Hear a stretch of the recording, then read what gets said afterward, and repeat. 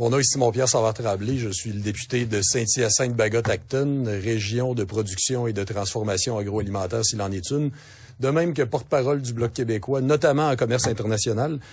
Justement, on a étudié récemment dans notre comité, le comité du commerce international, on a étudié les perspectives d'un accord avec le Mercosur. Puis évidemment, il y a les producteurs de bovins qui nous ont fait part de craintes et d'inquiétudes, mais aussi plusieurs autres, les producteurs de poulets du Canada, les éleveurs de volailles, le Conseil canadien du porc, le Conseil des viandes du Canada, plusieurs groupes environnementaux. Bref, ils font pas cavalier seul aujourd'hui. On va se garder aujourd'hui, bien sûr, de dire ce qu'on va faire quand on va avoir sous les yeux et de juger d'une entente qui n'est pas encore écrite et qui n'est pas encore publique. On va évidemment pas dire d'emblée ce qui se passe. Par contre, on juge que c'est important d'appuyer les mises en garde qui nous sont faites, qui viennent de gauche et de droite. L'idée de l'ouverture commerciale, du commerce international, on est pour à 100%. Ça a contribué grandement à la modernisation économique du Québec, transformant notre économie en une économie d'exportation. Puis le mouvement souverainiste a été à l'avant-plan de ça. Il est toujours, le Bloc québécois est ardemment favorable au commerce international.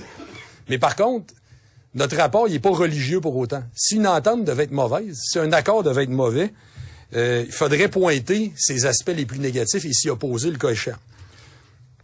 Dans le cas de l'accord avec le Mercosur, on peut dire, puis je réitère que nous aussi, on est pour la diversification des marchés, on le dit à toutes les reprises, mais le cas du Mercosur, on peut pas dire que c'est la principale urgence non plus et qu'elle soulève beaucoup de craintes aussi. Certainement des espoirs, mais beaucoup de craintes.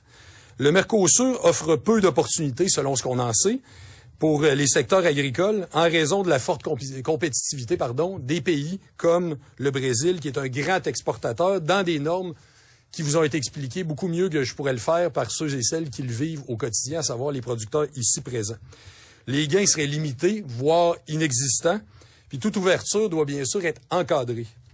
Qui plus est, la production bovine brésilienne, en plus d'avoir des normes environnementales qui sont pas les mêmes, donc celle qui viendrait concurrencer la nôtre de manière assez brutale dans des conditions qui sont pas du tout les mêmes, elle est réputée liée à la déforestation. Il y a des études qui ont été faites.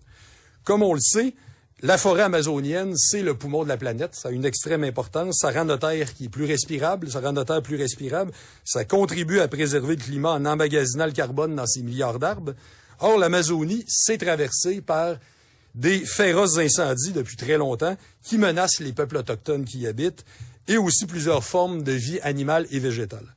Or, une étude de 2020 a montré que la majorité des incendies survenus dans la région amazonienne étaient liés à la présence d'industries agroalimentaires, principalement l'élevage bovin, et dans des terres ciblées par de potentiels acheteurs. Le Mercosur, donc, souhaite exporter chez nous une viande qui est produite dans des conditions qui pourraient se retrouver être écocides dans certains cas, et un éventuel accord risque d'en assurer une présence importante dans nos épiceries. Donc, nous, les conditions sont claires. On veut des négociations qui sont transparentes. On veut la protection de nos secteurs agricoles et une explication claire aussi de la part d'Ottawa sur la façon dont il compte s'assurer qu'un accord de libre-échange ne va pas accentuer la déforestation. Donc, nos conditions sont claires. Merci.